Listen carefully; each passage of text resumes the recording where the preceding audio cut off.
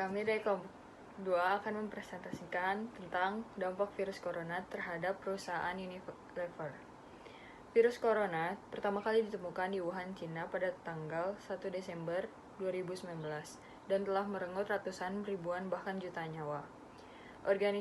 Organisasi Kesehatan Dunia atau WHO resmi mengumumkan wabah corona atau COVID-19 ini sebagai pandemi global karena wabah tersebut telah menyebar ke 160 negara. Penyebaran yang terjadi di luar Cina meningkat 13 kali lipat, dan negara yang terdampak telah meningkat 3 kali lipat, sehingga COVID-19 dapat dikategorikan sebagai pandemi global.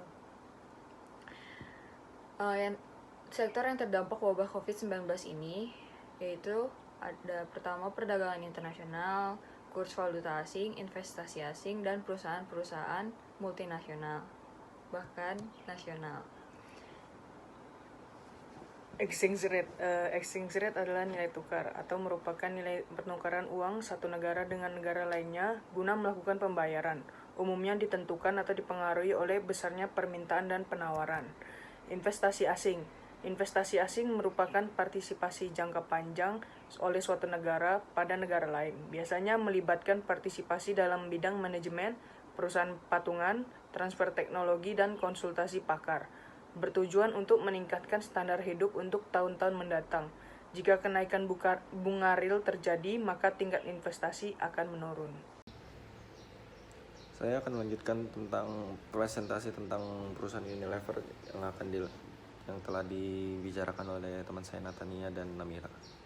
Perusahaan Unilever merupakan perusahaan multinasional yang berpusat di Rotterdam, Belanda dengan nama Unilever N.V. dan London, Inggris dengan nama Unilever Peak. Unilever memproduksi makanan dan minuman, pembersih, dan juga perawatan tubuh.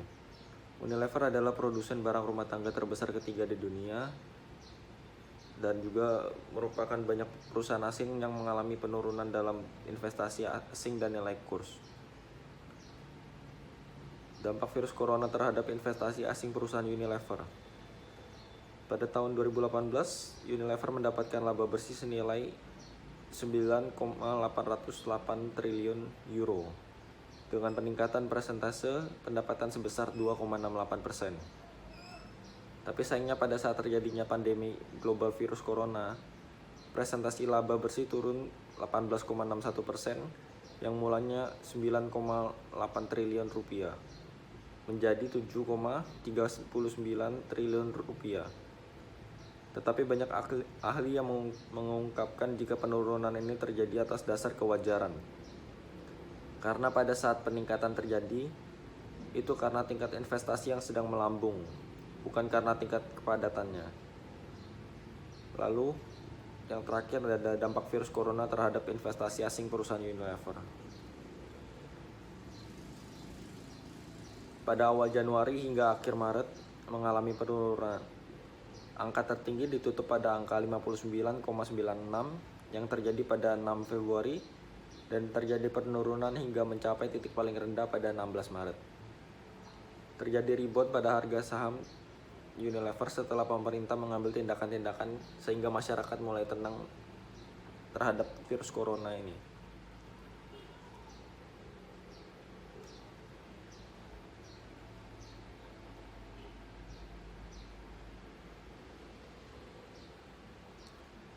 Ini adalah contoh dari table chart saham milik Unilever. Ini merupakan contoh salah satu hari yang paling rendah saham yang dimiliki oleh Unilever. Ini merupakan daun paling terendah pada tanggal 16 Maret. Dan ini merupakan yang paling tinggi untuk dalam jangka waktu dari bulan Januari hingga bulan Maret. Sekian presentasi dari saya, terima kasih. Dampak virus corona terhadap nilai kurs pada perusahaan Unilever. Pada perusahaan besar seperti Unilever pasti memiliki beberapa sumber dana, salah satunya yaitu hutang luar negeri.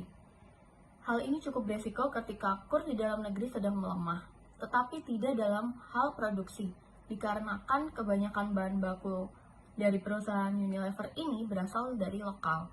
Jika rupiah melemah, maka harga jualnya tetap sama dan tidak berpengaruh. pemerintah juga pasti sudah menyiapkan strategi untuk menguatkan nilai rupiah. Upaya perusahaan Unilever dalam mencegah perluasan virus corona. Yang pertama, memberlakukan work from home, yaitu bekerja dari rumah. Yang kedua, terganggunya kelancaran pasokan bahan baku, akan tetapi pabrik Unilever masih dapat berjalan dikarenakan memiliki alternatif bahan baku yang lain dan pemasok untuk bahan-bahan impor, sehingga investasi asing perusahaan mengalami penurunan drastis. Terima kasih.